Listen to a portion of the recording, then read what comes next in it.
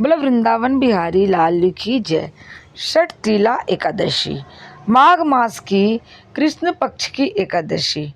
एक समय दालंभ ऋषि ने पुलस्त्य ऋषि से पूछा, हे मुनीश्वर, मनुष्य मृत्यु लोक में ब्रह्म हत्या आदि महान पाप करते हैं और दूसरे के धन की चोरी भी करते हैं तथा दूसरे की उन्नति देखकर ईर्ष्या आदि करते हैं, परंतु फिर भी उनको नरक प्राप्त नहीं होता।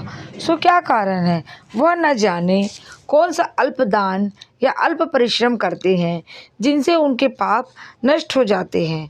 यह सब आप कृपा पूर्वक कहिए। इस पर पुलस्त महात्मा बोले, मुनि, आपने मुझसे अत्यंत गंभीर प्रश्न पूछा है। इससे संसारी जनों को बहुत लाभ होगा। इसको इंद्र आदि देव भी नहीं जानते, परंतु मैं आपको यह गुप्त भेद अवश्य ही बताता हूँ। माघ मास के आने पर मनुष्य को स्नान आदि से शुद्ध रहना चाहिए और इंद्रियों को वश में करके तथा काम, क्रोध, लोभ, मोह, ईर्ष्या, अभिमान आदि का स्मरण नहीं करना चाहिए।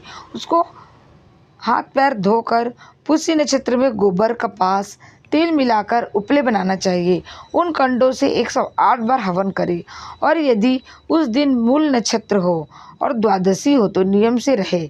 स्नान आदि नित्य क्रिया से शुद्ध होकर भगवान का पूजन कीर्तन करना चाहिए।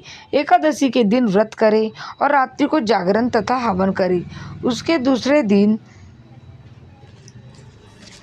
धूप दीप नैवेद्य से भगवान की पूजा करें और खिचड़ी का भोग लगाना चाहिए। उस दिन कृष्ण भगवान का पूजन करना चाहिए।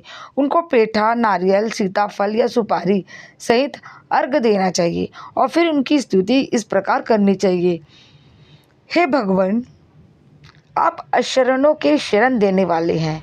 आप संसार में डूबे हुए का उद्धार करने वाले हैं। हे पुंडरीकाक्ष, हे कमल नेत्रधारी, हे विश्व भगवान, हे जगत गुरु, आप लक्ष्मी जी के सहित मेरे इस तुच्छ अर्घ को स्वीकार कीजिए।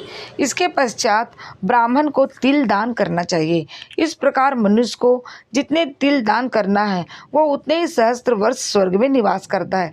तिल से स्नान, तिल की उबटन, तिलोदक, तिल का हवन, तिल का भोजन, तिल का दान, यह षटतिला कहलाती है। इससे अनेक प्रकार के पाप दूर हो जाते हैं। एक दिन नारद ऋषि बोले, हे भगवान, आपको नमस्कार है। इस षटतिला एकादशी को क्या पुण्य होता है और उनकी क्या कथा है, सो कृपा पूर्वक कहिए। श्री कृष्ण भगवान बोले, हे नारद, मैं तुमसे आंखों देखी सत्य घटना कहता हूँ, ध्यान पूर्वक सुनो। प्राचीन समय में मृत्यु लोक में एक ब्राह्मणी रहती थी। वह सदैव व्रत किया करती थी। एक समय वह 1 माह तक व्रत करती रही। इससे उसका शरीर अत्यंत दुर्बल हो गया। वह अत्यंत बुद्धिमान थी, परंतु फिर भी उसने कभी भी देवताओं तथा व्रतों से अपना मन अस्थिर नहीं किया।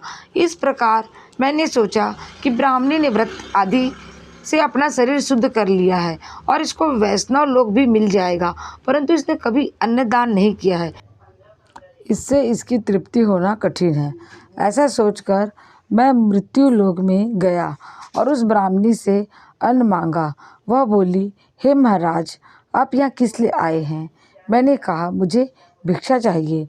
इस पर उसने मुझे एक मिट्टी का पिंड दे दिया। मैं उसे लेकर स्वर्ग लौट आया।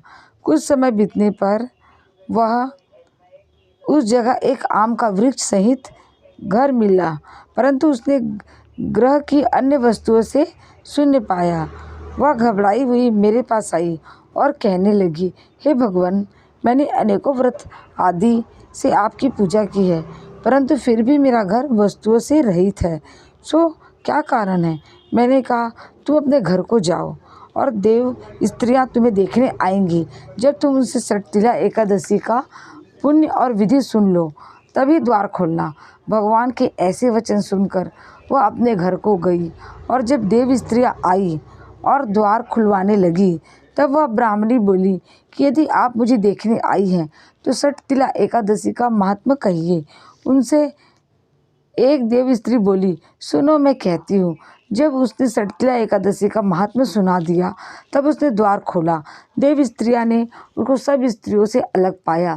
उस ब्राह्मणी ने भी देव स्त्रियों को कहे अनुसार सठ तिला का व्रत किया और इसके प्रभाव से उसका घर धन्य धान्य से भरपूर हो गया। अतः मनुष्य को मूर्खता त्याग कर सठ तिला एकादशी का व्रत करना चाहिए। इससे मनुष्य को जन्म जन्म में आरोग्यता प्राप्त हो जाती है।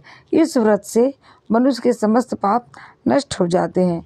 बोलो कृष्ण कन्हैया लाल की जय।